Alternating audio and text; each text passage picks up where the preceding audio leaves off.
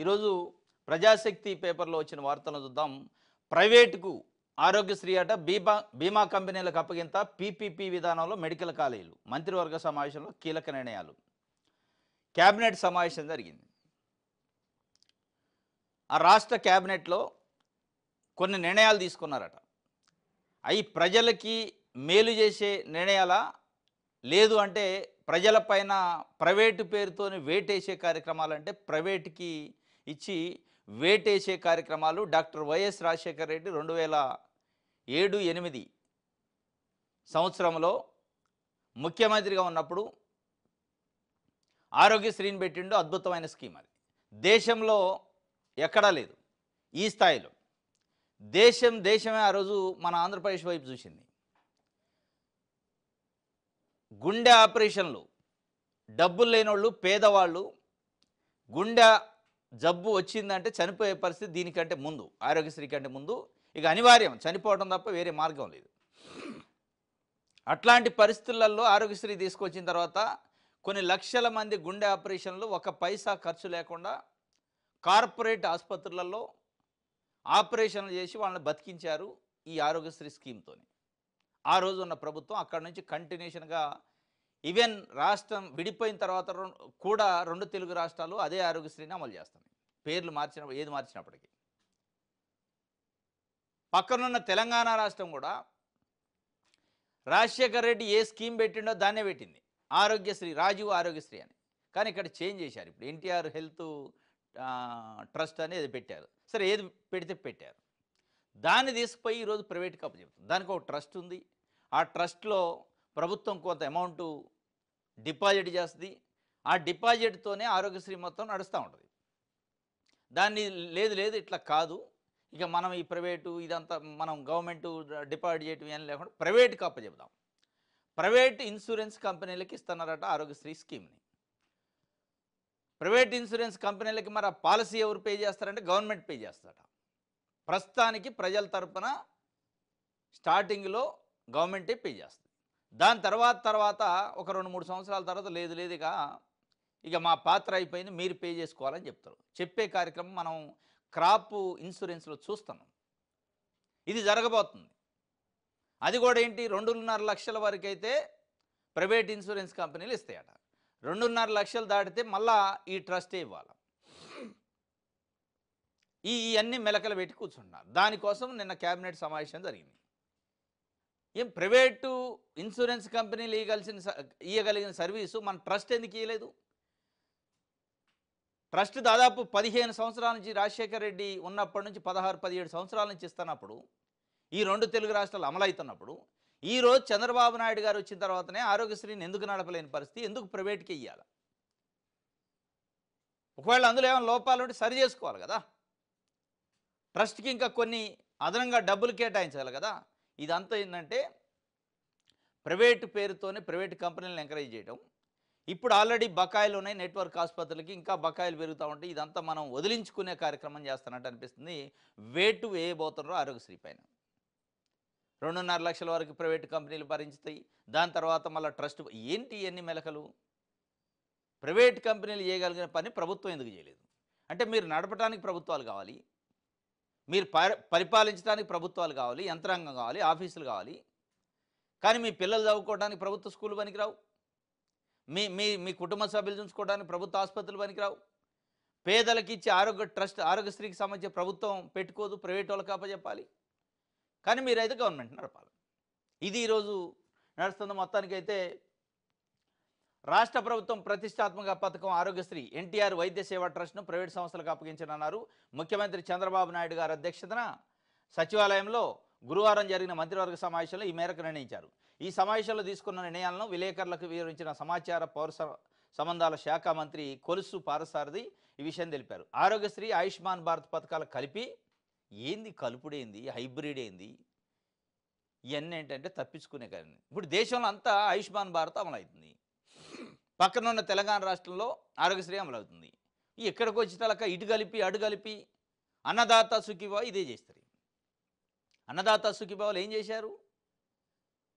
ప్రధానమంత్రి అది దాన్ని ఏది వాళ్ళు ఇచ్చే మోడీ ఇస్తాడు కదా సెంట్రల్ గవర్నమెంట్ ఇచ్చే భరోసా ఏదైతే ఉందో దాన్ని ఇక్కడ ఉన్న దాన్ని కలిపి రెండింటిని కలిపి నేను ఇస్తున్నా 7,000 రూపాయలు అంటే ఈ కలుపుడు ఎక్కడిది? ఈ పొత్తు ఏంది? మీరు ఇచ్చేది మీరు ఇవ్వండి, వాళ్ళు ఇచ్చేది వాళ్ళు ఇస్తారు. లేదు అంటాడు. ఇది ఇప్పుడు మళ్ళీ హైబ్రిడ్ మోడల్లో యూనివర్సల్ హెల్త్ పాలసీని రూపొందించాలని ప్రభుత్వం భావిస్తున్నట్టు ఆయన చెప్పారు. ఈ మేరకు వైద్య ఆరోగ్య కుటుంబ సంక్షేమ శాఖ ఇచ్చిన ప్రతిపాదనను కేబినెట్ ఆమోదించినట్టు తెలిపారు. దారిద్ర్యకు దిగువగా ఉన్న కుటుంబాలకు బీమా కంపెనీ ద్వారా కుటుంబానికి ఏడాదికి 2.5 లక్షల వరకు, ట్రస్ట్ ద్వారా 25 లక్షల వరకు కవరేజ్ ఉంటుందని అన్నారు. దారిద్ర్యకు దిగువగా ఉన్న కుటుంబాలకు ఏడాదికి 2 నుంచి 5 లక్షల వరకు, ఎగువగా ఉన్న కుటుంబాలకు కూడా ఇస్తారట 2 నుంచి 5 లక్షల వరకు కవరేజీని అందిస్తామని పేర్కొన్నారు. ఇదంతా స్టోరీ ఏంటి? ఇది వాస్తవంగా ఈరోజు కొత్తగా ఏదో 25 లక్షల స్కీమ్ ఇచ్చింది కాదు. జగన్మోహన్ రెడ్డి 2019లో అధికారంలోకి వచ్చిన తర్వాత గతంలో ఉన్న 2 లక్షల 3 లక్షల పరిమితిని ఎత్తేసి 5 లక్షల వరకు ఉన్నట్టుంది ఆరోగ్యశ్రీ. 25 lakhs వరకు ఆరోగ్యశ్రీలో బిల్లు వచ్చే విధంగా సవరించారు. ఇక నువ్వు కొత్తగా ఇచ్చేది 25 లక్షలు, నాకు అర్థం కావట్లే. ఈ ప్రైవేట్ వాళ్ళని చొప్పించడానికి ఏదో కొత్తగా 25 లక్షలు ఇస్తున్నట్టు యూనివర్సల్ హెల్త్ స్కీమ్ అని. ఏమి యూనివర్సల్? ఎక్కడుంది యూనివర్సు? అంటే యూనివర్స్ అంటే ఈ ప్రపంచంలో ఎక్కడైనా చూసుకోవచ్చు ఈ కార్డు తీసిపోయి. మళ్ళీ నువ్వు ఇచ్చేది ఎంత? 2.5 లక్షలే. జగన్మోహన్ రెడ్డి ఆల్రెడీ 25 లక్షల రూపాయలు గడిచిన ప్రభుత్వంలో ఇచ్చే విధంగా సవరించిండు ఆరోగ్యశ్రీలోనే. అదే దాని నుంచి ఆరోగ్యశ్రీలోని నాణ్యమైన వైద్యాన్ని ఇచ్చే కార్యక్రమం చేయాలి తప్ప ఎక్కువ నెట్వర్క్ ఆసుపత్రులకు ఇచ్చి వాళ్ళకి కావాల్సిన బిల్స్ తొందరగా క్లియర్ చేస్తే అయిపోదు కదా. లేదు ఇట్లా కాదు. కానీ ఏదో మెలకు ఉంది ఇందులో. ఈ మెలకు ఏంటంటే తప్పించుకునే కార్యక్రమం, వెత్తేసే కార్యక్రమం, ఎత్తుగాడు ఇది. ఆరోగ్యశ్రీ నుంచి సైడ్ అయ్యే కార్యక్రమం చేస్తుంది ప్రభుత్వం, స్పష్టంగా అర్థమవుతుంది.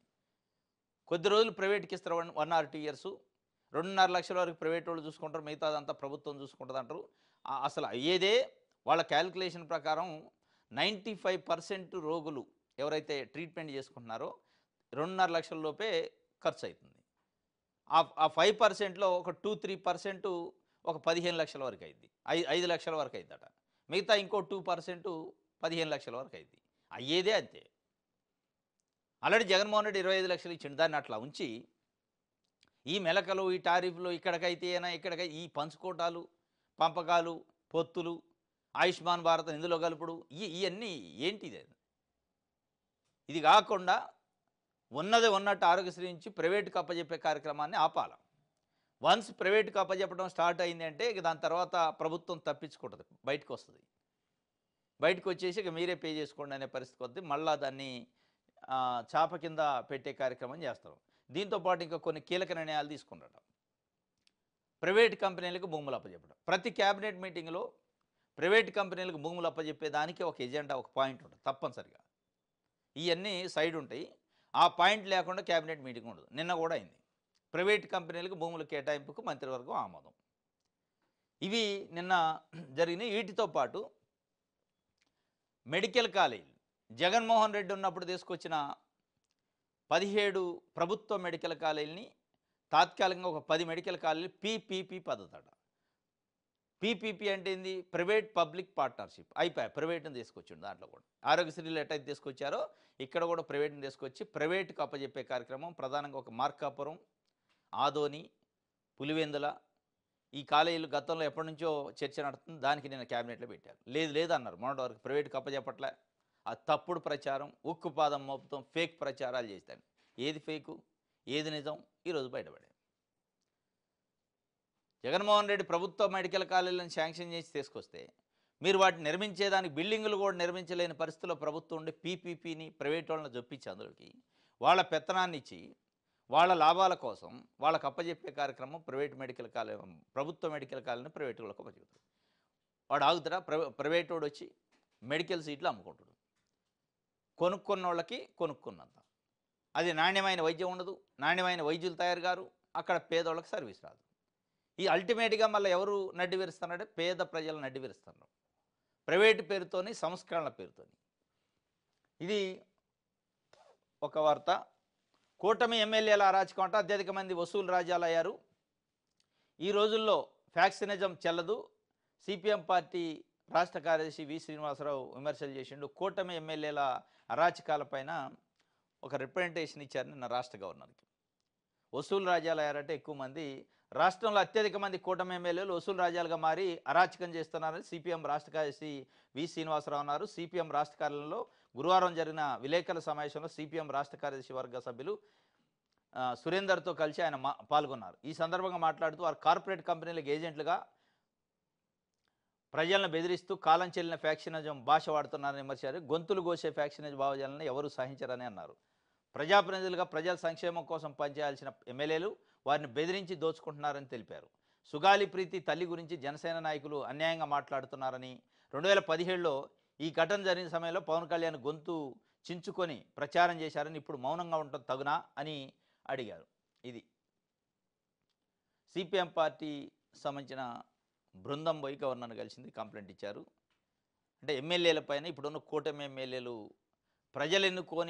ప్రజలు ఓట్లేసి ఎన్నుకున్నది ప్రజాసేవకో, ప్రజల అభివృద్ధికో, రాష్ట్రం అభివృద్ధికో అని అనుకుంటే పొరపాటు. ఇప్పుడున్న ఎమ్మెల్యేల ట్రెండు ప్రజలను బెదిరించి కార్పొరేట్లకు సేవ చేస్తున్నారు. వాళ్ళు ప్రజలను బెదిరించి కార్పొరేట్ కంపెనీలకి భూములు అప్పచెప్పే కార్యక్రమం చేస్తారు. ఒక ఎమ్మెల్యేలే కాదు, ప్రభుత్వమే చేస్తుంది.